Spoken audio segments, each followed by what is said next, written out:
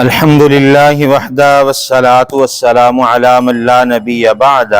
اما بعد اعوذ باللہ من الشیطان الرجیم بسم اللہ الرحمن الرحیم۔ کتاب بلوغ المرام من ادلۃ الاحکام اور باب پڑھ رہے ہیں باب الغسل و حکم الجنوب، یعنی غسل کے متعلق اور جنبی کے متعلق جو احکامات ہیں ان کے متعلق احادیث پڑھ رہے ہیں۔ حدیث نمبر 104 ہے۔ آج خصوصاً جو ہے غسل جنابت کے حوالے سے کہ جب انسان جنبی ہو جاتا ہے، غسل واجب ہو جاتا ہے، تو ہم غسل کس طریقے سے کے ساتھ کریں گے انشاءاللہ اس کا تذکرہ پڑھیں گے۔ حدیث نمبر 104 ہے۔ وَعَنْ عَائِشَةَ رضی اللہ تعالی عنہا قالت کان رسول اللہ صلی اللہ علیہ وسلم۔ ام المؤمنین سیدہ عائشہ رضی اللہ تعالی عنہا حدیث کو بیان کرتی ہیں، صحیح مسلم میں اور بخاری میں یہ روایت نقل ہے۔ حضرت عائشہ رضی اللہ تعالی عنہا بیان فرماتی ہیں کہ رسول اللہ صلی اللہ علیہ وسلم جب غسل جنابت کرتے، جب آپ جنبی ہوتے اور غسل جنابت کرتے تو کیا طریقہ کار اختیار کرتے؟ اما جی عائشہ رضی اللہ تعالی عنہ بیان فرماتی ہیں کہ یبدأ فیغسل یدہ ثم یفرغ بیمینہ علی شمالہ۔ حضرت عائشہ فرماتی ہیں کہ نبی صلی اللہ علیہ وسلم غسل کا آغاز فرماتے ہوئے پہلے اپنے ہاتھوں کو دھوتے اور ہاتھوں میں سے دایاں ہاتھ پہلے دھوتے پھر بائیں ہاتھ کو دھوتے، پہلے دایاں پھر بایاں ہاتھ بعد میں جو ہے وہ دھوتے۔ دونوں ہاتھوں کے دھونے کے بعد پھر آپ طہارت کرتے، شرمگاہ کو دھوتے۔ یہاں پر اکثر لوگوں کے ذہن میں کچھ اختلافات ہوتے ہیں، یہ غلط طریقہ اپناتے ہیں۔ ہم پہلے شرمگاہ دھوتے ہیں، بعد میں اپنے ہاتھوں کو دھوتے ہیں۔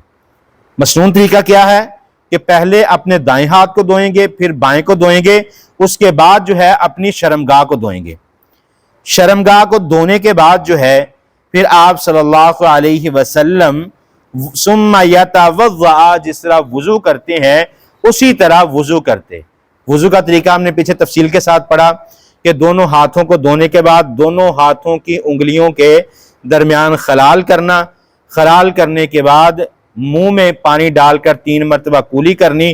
اور نبی صلی اللہ علیہ وسلم سے دونوں طریقے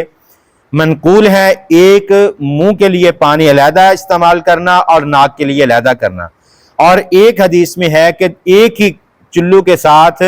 ایک ہی لب کے ساتھ جو ہے منہ کے اندر پانی اور ناک کے اندر پانی چڑھانا، اور 3 دفعہ کولی کرنے کے بعد 3 دفعہ ناک کو صاف کرنا اور ناک کو اچھے طریقے کے ساتھ جھاڑنا۔ نبی صلی اللہ علیہ وسلم نے فرمایا علی خیشومہ، یہ جو نرم ناک کی ہڈی ہے یہاں تک پانی چڑھا کر اسے صاف کرنا، رمضان اور غیر رمضان میں، یعنی اگر آپ نے روزہ بھی رکھا ہے تو پھر بھی ناک میں پانی چڑھا کر کچی ہڈی تک جو ہے یہ اپنے ناک کو اچھی طرح جو ہے وہ صاف کرنا ہے۔ اس کے بعد اپنے چہرے کو دھونا ہے 3 مرتبہ۔ چہرہ دھونے کی جو مقدار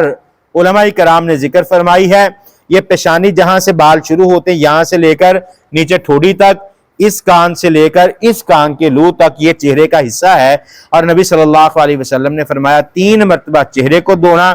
اگر آپ کی داڑھی ہے تو اس کا خلال کرنا۔ خلال کس طرح کیا جا سکتا ہے؟ اوپر سے نیچے اور آگے سے پیچھے، تاکہ اس طرح انگلیوں کو گلا کر کے بالوں کے درمیان جو ہے وہ خلال کر لیا جائے گا۔ پھر اس کے بعد دائیں ہاتھ کو کوہنی تک، یہ کونیوں سمیت دائیں ہاتھ، پھر بایاں ہاتھ 3 مرتبہ دھویا جائے گا، اور پھر مسح کیا جائے گا۔ مسح دونوں طرح ثابت ہے، بلکہ بہتر علماء کرام کا راجح قول یہ پڑھا تھا ہم نے کہ ایک ہی دفعہ پانی لے کر 3 انگلیوں کو ملا کر اپنے سر کا مسح، سر کی پیشانی سے شروع ہو کر گدی تک، اور پھر دونوں انگلیوں سے کانے کے اندر اور باہر دونوں سائڈوں سے مسح کر لیا جائے گا۔ یہاں تک آپ نے دونوں ہاتھ دھو لے، شرمگاہ دھو لی، اس کے بعد مسے تک آپ نے وضو کر لیا۔ اچھا، اس کے بعد اما عائشہ رضی اللہ تعالی عنہ بیان فرماتی ہیں کہ پھر پانی لیتے اور اپنی انگلیوں کو بالوں کی جڑوں میں داخل کرتے، سر کے بالوں کی جڑوں میں داخل کرتے۔ رسول اللہ صلی اللہ علیہ وسلم نے چونکہ زلفیں رکھی ہوئی تھی اگر کسی کے چھوٹے بال ہے تو وہ ویسے ہی سنت کو پورا کرنے کے لیے بالوں کے اندر انگلیاں بگو کر جو ہے وہ بالوں کی جڑوں میں پھیر لے تو سنت پر عمل ہو جائے گا۔ پھر اماں جی عائشہ رضی اللہ تعالیٰ عنہ فرماتی ہیں کہ 3 لپ 3 چلو بھر کر اپنے سر پر ڈالتے۔ اب یہاں پر بھی اکثر لوگوں کے ذہن میں ایک چیز کا اختلاف رہتا ہے کہ پہلے دائیں کندھے کو دھونا ہے، پھر بائیں کو، پھر سر پر پانی ڈالنا ہے۔ پہلے سر پر پانی ڈالنا ہے، پھر اس کے بعد دایاں سائڈ اور پھر بائیں سائڈ، اور جسم کو نیچے تک دھوتے جانا ہے، اور آخر میں جو ہے وہ اپنے پاؤں کو دھو لینا ہے۔ یہ مسنون طریقہ جو نبی صلی اللہ علیہ وسلم نے حدیث بخاری اور مسلم میں ہے، اور یہ جو حدیث کے لفظ ہم نے پڑھے ہیں یہ مسلم شریف کے حدیث کے لفظ ہیں۔ وَلَهُمَا فِي حَدِيثِ مَيْمُونَةَ رضی اللہ تعالی عنہ، ام المؤمنین سیدہ میمونہ رضی اللہ تعالی عنہ بیان فرماتی ہیں، انہوں نے تھوڑا سا اضافہ کیا ہے کہ جس وقت رسول اللہ صلی اللہ علیہ وسلم شرمگاہ کو دھوتے تو اپنے ہاتھ کو زمین پر مارتے، مٹی لیتے اور اچھی طرح اپنے ہاتھوں کو مل کے دھوتے۔ حضرت میمونہ رضی اللہ تعالی عنہا نے اس چیز کا ساتھ میں اضافہ کیا ہے، لیکن آج کل تو ممکن نہیں ہے کیونکہ ہمارے گھروں میں پکے غسل خانے بنے ہیں، مٹی موجود نہیں ہے، اس لیے ممکن نہیں۔ لیکن اگر کسی ایسی جگہ پر آپ کو غسل جنابت کرنے کی ضرورت پیش آئے تو یقیناً اس حدیث پر عمل کرنا چاہیے۔ جب موقع ملے زندگی میں، کبھی چاہے ایک مرتبہ ہی موقع مل جائے، تو کچی جگہ پر غسل کرنے کا موقع ملے تو زمین پر ہاتھ کو مار کر مٹی لگا کر اچھی طرح سے ہاتھوں کو دھو لے، وضو کرنے سے پہلے یہ عمل کرنا ہے۔ اور پھر حضرت میمونہ فرماتی ہیں کہ ثم آتیتہ بالمندیل، میں نے پھر ایک رومال لے کر آئی تاکہ رسول اللہ صلی اللہ علیہ وسلم اپنے جسم کو صاف کر لیں، تو لیکن رسول اللہ صلی اللہ علیہ وسلم نے فردہ، اسے واپس اٹھا دیا، یعنی رومال کو استعمال نہیں کیا۔ وجعلہ ینفذ الماء بیدہ، اپنے ہاتھوں کو اس طرح چھڑکنا شروع کر دیا، جسم سے پانی کو چھڑکا دیا، یعنی غسل کرنے کے بعد فوری جو ہے وہ کپڑا یا تولیہ استعمال نہیں کیا، بلکہ آپ صلی اللہ علیہ وسلم نے اپنے ہاتھوں کو جسم کو جھاڑتے ہوئے پانی کو نیچے گرا دیا۔ تھوڑے سے مسائل پڑھ کے پھر آگے انشاءاللہ دوبارہ اس کی وضاحت کرتا ہوں۔ حدیث نمبر 105 ہے، حضرت ام سلمہ ام المؤمنین سیدہ ام سلمہ رضی اللہ تعالی عنہا بیان فرماتی ہیں کہ رسول اللہ صلی اللہ علیہ وسلم سے میں نے پوچھا کہ یا رسول اللہ صلی اللہ علیہ وسلم انی امرأۃ اشد شعر رأسی، کہ میرے بال بہت زیادہ ہیں اور میں نے اپنے بالوں کی میڈیاں کر رکھی ہیں۔ وہ جو جن عورتوں کے بال بہت زیادہ گنگریلے ہو، یا عرب میں ایک رواج تھا کہ وہ چھوٹی چھوٹی میڈیاں کر لیتے ہیں سر کے اندر، جن کو میڈیا کرنے میں بہت زیادہ ٹائم لگتا ہے اور کھولنے میں بہت زیادہ ٹائم لگتا ہے۔ تو رسول اللہ صلی اللہ علیہ وسلم سے پوچھا کہ اللہ کے پیغمبر، کیا میں غسل جنابت کے وقت ان کو کھول لیا کروں؟ تو نبی صلی اللہ علیہ وسلم نے فرمایا کہ ضرورت نہیں ہے، پانی بہا لو کافی ہے۔ یعنی جب آپ عورت جس نے بال گنے ہیں، زیادہ بال ہے اور میڈیاں کی ہوئی ہیں، تو وہ اپنے بالوں کو کھولے نہ، ویسے ہی غسل کر لے۔ پھر رسول اللہ صلی اللہ علیہ وسلم نے فرمایا کہ اگر تم حائضہ ہو،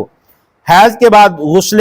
پاکی کے لیے غسل کرنا ہے، تو اس وقت جو ہے آپ نے اپنے بالوں کو اچھی طرح کھولنا ہے، پھر اسی طرح 3 لپ 3 چلو اپنے سر میں ڈال کر ہاتھوں کی انگلیوں کو بگاؤ کر عورتوں کے لیے سر کے بالوں کے اندر پھیرنی ہے تاکہ اچھی طرح بالوں کے اندر پانی چلا جائے۔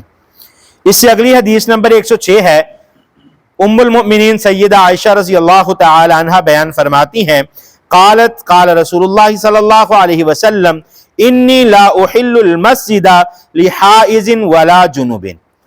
حضرت عائشہ رضی اللہ تعالی عنہ بیان فرماتی ہیں کہ جب میں حائضہ ہوتی تو رسول اللہ صلی اللہ علیہ وسلم نے فرمایا کہ تمہارے لیے مسجد میں داخل ہونا جائز نہیں، حلال نہیں ہے۔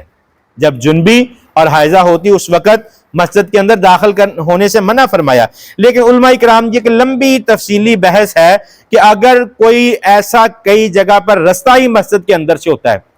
تو وہاں پر جو ہے